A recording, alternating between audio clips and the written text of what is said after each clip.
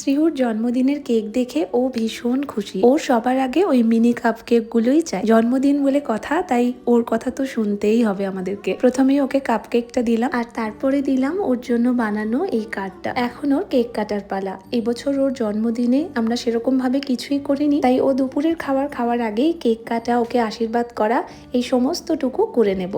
Cake কাটা শেষ। এখন একে একে আমার বাবা মা মানে ওর দাদাই, দিদুন, আমি, ওর দেউতা সবাই একে একে ওকে পায়েস খাইয়ে আশীর্বাদ করিয়ে নেব। আজকের পায়েসটা আমার মা বানিয়েছে। সবকিছুই প্রায় শেষ। এখন ও লাঞ্চ করবে, তবে তার আগে ওকে দেওয়া আমার আর ওর বাবার তরফ থেকে এই গিফটটা ওকে খুলে দেখালাম, কারণ আমার মনে হয়েছিল যে এটা পেয়ে ও খুব খুশি হবে। এখন ওর লাঞ্চ করার পালা। শ্রীহু যা যা খেতে ভালোবাসে আজকে সেরকম রান্নাগুলোই হয়েছে। ওর খাওয়া দাওয়া শেষ। এখন ও গিফট আনবক্সিং করতে বসে গেছে। সেই ফাঁকে আমরা লাঞ্চটা সেরে নেব। শ্রীহুকে যারা যারা জন্মদিনের শুভেচ্ছা জানিয়েছো তাদেরকে অনেক ভালোবাসা।